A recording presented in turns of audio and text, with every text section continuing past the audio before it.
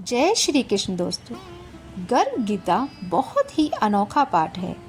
श्रीमद् भगवत गीता में 18 अध्याय हैं, जिसमें 700 श्लोक हैं और गर्भ गीता भगवत गीता का ही एक भाग है। जिस प्रकार मंदिर के गर्भगृह में भगवान निवास करते हैं, उसी प्रकार भगवत गीता का मुख्य ज्ञान गर्भ गीता में समाया हुआ है। गर्भ गीता में जीव के जन्म और मृत्यु का संपूर्ण ज्ञान समाहित है। अपने परम कल्याण के लिए हर मनुष्य को इसका श्रवण करना चाहिए। भगवान श्री कृष्ण का वचन है कि जो भी प्राणी इस गर्भ गीता का सद्भावना से विचार और मनन करता है, वह फिर गर्भवास में नहीं आता। उसे जीवन मरण के चक्र से छुटकारा मिल जाता है और ऐसी पवित्र आत्मा को भगवान के श्री चरणों में स्थान मिलता है। इसीलिए हम सभी को गर्भ गीता का अनुशीलन करना चाहिए।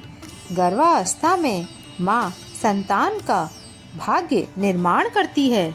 इसलिए यह मान्यता भी है कि जो गर्भवती स्त्री गर्भ गीता का नित्य श्रवण करके सही चिंतन और मनन के द्वारा अपनाती है, वह गर्भ अवस्था के दौरान आने वाली विभिन्न समस्याओं और अड़चनों को आसानी से पार कर जाती है।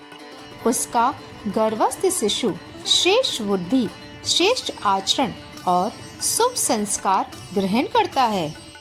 जन्म लेने के बाद वह आदर्श जीवन व्यतीत करता है। इस प्रकार गर्भावस्था के दौरान गर्भ गीता को रोज पढ़ने या सुनने से एक श्रेष्ठ और संस्कारी संतान की प्राप्ति होती है। आइए मित्रों, इस मुख्य ग्रंथ का पाठ श्रद्धा पूर्वक प्रारंभ करते हैं। गर्भ गीता भगवान श्री कृष्ण और धनुधर अर्जुन के मध्य एक ऐसा दिव्य संवाद है, जिसमें अर्जुन उत्सुकता पूर्वक भगवान श्री कृष्ण से प्रश्न पूछते हैं और भगवान श्री कृष्ण संपूर्ण सृष्टि के प्राणी मात्र के कल्याण हेतु अर्जुन के सभी प्रश्नों का उत्तर देकर उनकी जिज्ञासा को शांत करते हैं। अर्जुन पूछते हैं, हे मधुसूदन, कृपया आप मुझे ये बताएं कि प्राणी जब गर्भ योनि में आता है तो वह अपने किस गुण दोष के कारण आता है?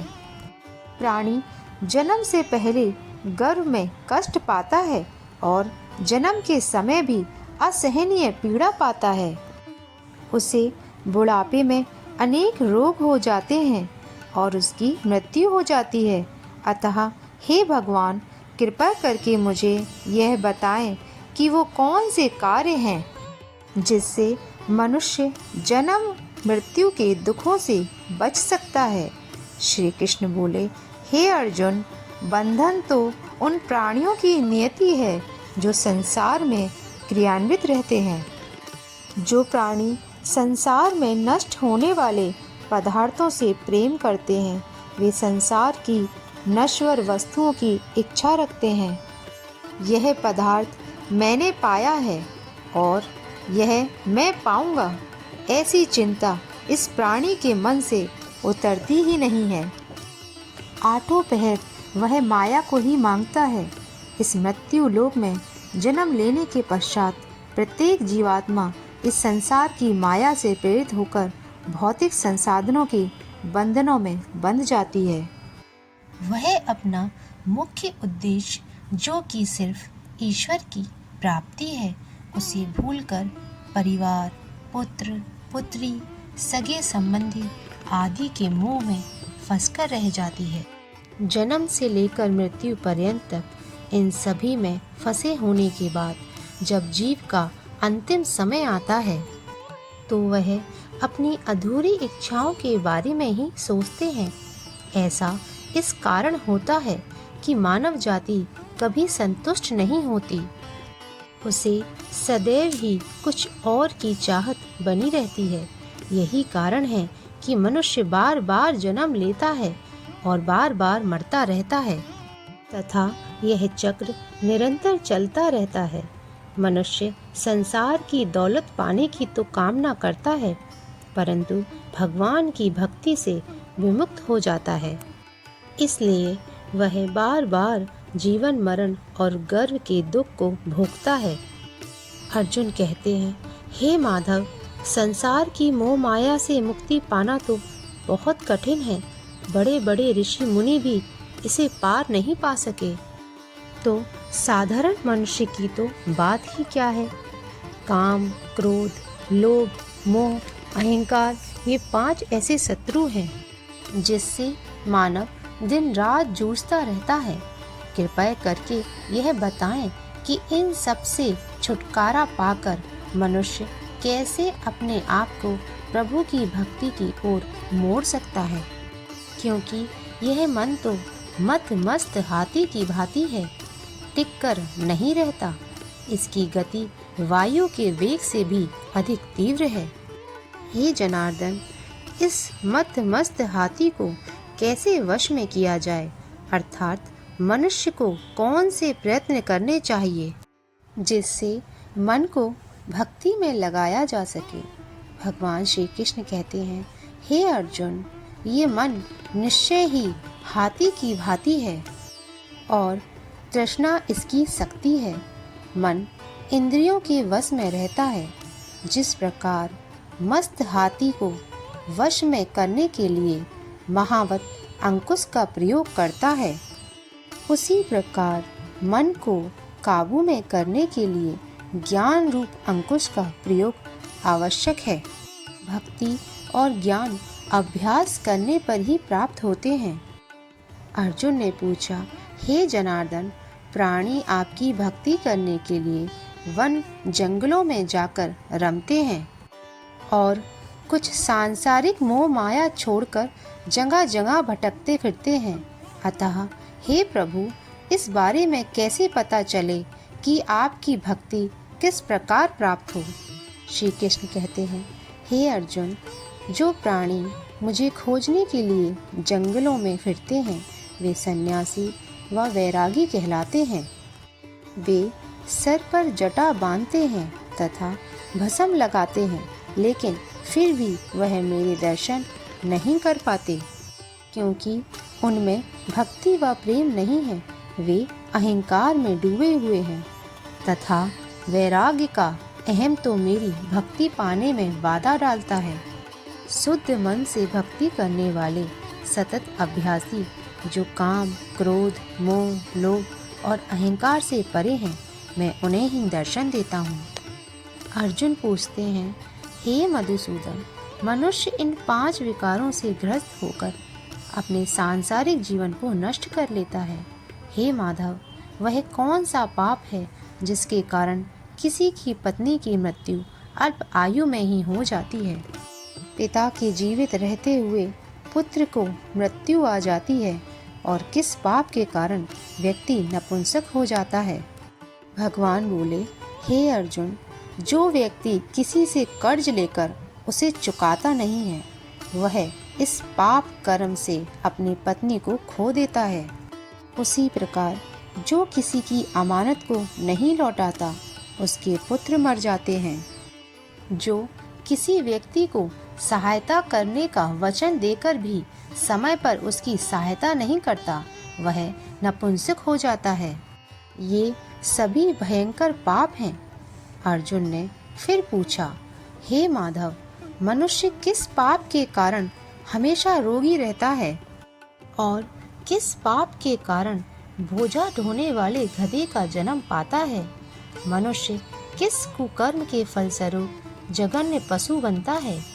कृष्ण कहते हैं, हे धनुधारी, जो मनुष्य कन्या तथा स्त्री को बेचने का कार्य करता है अथवा जो कन्या दान करता है और इस कन्या दान का मूल्य लेता है, वह रोगों से पीड़ित रहता है। जो अभक्ष्य भोजन करता है और विषय विकार के लिए मदिरा पान करता है, दूसरों को प्रताड़ित करता है, वह गधे का जन्म पाता है। जो झूठी गवाही देने वाला होता है, वह भाग्यहीन स्त्री का जन्म लेता है। जो भोजन बनाकर पहले स्वयं खा लेता है, बाद में भगवान का भोग लगाता है, वह बिल्ली या शुकर की योनि में जन्म लेता है। अर्जुन पूछते हैं, हे कृपा निधान, आपने इस संसार में जिन प्राणियों को स्वर्ण दिया है उन्होंने कौन सा पुण्य किया है? और जिन प्राणियों को आपने धन दान प्रदान किया है और उत्तम वाहन दिए हैं उन्होंने कौन सा पुण्य किया है? इस संसार में आपने किसी को तो इतना सुंदर बनाया और किसी को इतना कुरूप, किसी को इतना धनवान बनाया, किसी को इतना निर्धन। ऐसा क्यों है माधव? श्री कृष्ण कहते हैं, हे धनंजय, जो उत्तम रीति से किसी सुपात्र को स्वर्ण दान करता है वह उत्तम वाहन और धन दान प्राप्त करता है। जो भगवान को साक्षी मानकर कन्यादान करते हैं वे उत्तम पुरुष का जन्म पाते हैं। जिन प्राणियों ने अन्न दान किया है उनका स्वरूप सुंदर है और जिन्होंने विद्या दान किया है वह विद्वान होते हैं। जो संतों की सेवा करते हैं वे धनवान व पुत्रवान होते हैं। अर्जुन ने पूछा, हे मधुसूदन, मनुष्य धन और सांसारिक सुखों के प्रति इतना मोह क्यों रखता है? श्री कृष्ण बोले, जब प्राणी मेरी कृपा से वंचित हो जाता है तब वह सांसारिक मोह माया के बंधनों में आसक्त हो जाता है। वह धन दौलत आदि से मोह करने लगता है। संसार के समस्त बंधन नाशवान हैं। यही जानकर विवेकी प्राणी इनसे दूर रहता है। वह जानता है कि लाभ हानि, जीवन मरण, यश अपयश तथा मान सम्मान सभी ईश्वर के अधीन हैं। संसार में घटने वाली प्रत्येक घटना परमात्मा की इच्छा से ही घटित होती है। यही कारण है कि विवेकी जन दुख या सुख चाहे कैसी भी परिस्थिति हो समान भाव से रहते हैं। जो व्यक्ति सांसारिक मोह त्याग कर पवित्र स्थलों के दर्शन करके मेरी निष्काम भक्ति करता है वह राजा के समान सुख और ज्ञान प्राप्त करता है। संसार की सभी वस्तुएं नाश्वर हैं, केवल मेरी भक्ति ऐसी है जिसका कभी भी नाश नहीं होता। अर्जुन पूछते हैं, हे जनार्दन, मनुष्य में शारीरिक रोगों जैसे रक्त विकार, खंडवायु, आंधता तथा अपंगता आदि का क्या कारण है? ये रोग क्यों होते हैं बताने की कृपा करें।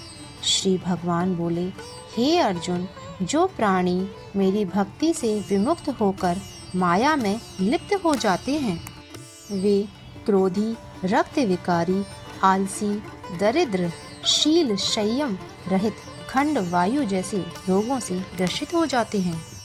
जो स्त्री अपने पतिव्रत धर्म का पालन नहीं करती वह संयम रहित ज्योतिहीनता जैसे विचारों से ग्रस्त रहती है।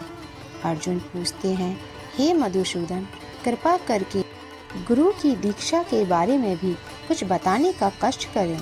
मुझे गुरु की महिमा के बारे में भी बताएं। भगवान ने कहा, हे धनुधारी, तुम्हारा यह प्रश्न संपूर्ण मानव जाति के लिए कल्याणकारी है। तुम धन्य हो और धन्य है तुम्हारी जननी। हे पार्थ, ब्रह्मचारी और संयमी पुरुष को जो ईश्वर की भक्ति और परोपकार में लगा हो उसे ही अपना गुरु बनाना चाहिए। गुरु के माध्यम से ही ईश्वर की प्राप्ति हो सकती है, अन्यथा नहीं। इसीलिए अपने गुरु की देख रेख में ही मेरी पूजा करें। गुरु का निरादर करने वाला मनुष्य कभी ईश्वर की प्राप्ति नहीं कर सकता तथा वह आजीवन मृत्यु लोक में भटकता रहता है। ऐसे व्यक्ति का तो मुख भी नहीं देखना चाहिए। गुरु की कृपा से विमुख प्राणी का मुख देखना भी पाप है। हे अर्जुन, सारे संसार के गुरु जगन्नाथ हैं। विद्या का गुरु काशी, चारों वर्णों का गुरु ब्राह्मण और ब्राह्मण का गुरु सन्यासी है। सन्यासी उसे कहते हैं जो सब कुछ त्याग कर मुझ में रम गया हो। ब्राह्मण जगत गुरु है। जो गुरु का भक्त है वह मेरा भक्त है। जो गृहस्थ गुरु से विमुक्त होता है वह चंडाल के समान है। जिस जगह मदिरा का भान हो उस स्थान का गंगा जल भी अपवित्र होता है। इसी तरह गुरु से विमुक्त व्यक्ति का भजन भी अपवित्र होता है, उसके सभी कार्य निष्फल होते हैं। ऐसा व्यक्ति कुकर, सुकर, गदर्भ, काक इन योनियों को पाता है। वह अजगर के सर्प के समान आलस्य में डूबा तिरस्कार पाता है। हे अर्जुन, गुरु दीक्षा के बिना प्राणी का उद्धार संभव नहीं है। जो गुरु की सेवा करता है उसको कई अश्वमेध यज्ञ के समान पुण्य फल की प्राप्ति होती है। हे अर्जुन, जो प्राणी गर्व गीता में अंकित हमारे इस संवाद को पढ़ेंगे या सुनेंगे, वे गर्व के दुख से बचेंगे। वे नरक लोक की 84 लाख योनियों के जन्म मरण के चक्कर से मुक्त हो जाएंगे। भगवान श्री कृष्ण की मुखार विंद से इस प्रसंग को अर्जुन ने बड़े ध्यान से सुना। इसी कारण इस पाठ का नाम गर्व गीता है। इस प्रसंग को पढ़ने व सुनने से व्यक्ति को पुण्य का फल मिलता है तथा उस व्यक्ति पर सदैव श्री कृष्ण की कृपा बनी रहती है तथा सभी मनोकामनाएं पूर्ण होती हैं। साथ साथ इस जन्म तथा पिछले जन्म के किए गए पापों से भी छुटकारा मिलता है। हर रोज गर्भ गीता का पाठ करना या सुनना गर्भवती महिला के लिए अति उत्तम माना जाता है। हर एक गर्भवती महिला को गर्भ गीता का पाठ जरूर करना चाहिए। ऐसे ही आध्यात्मिक मोटिवेशनल ज्ञान को सुनने के लिए हमारे चैनल को सब्सक्राइब करें और वीडियो को लाइक करें। हम आपसे फिर मिलेंगे। जय श्री कृष्ण।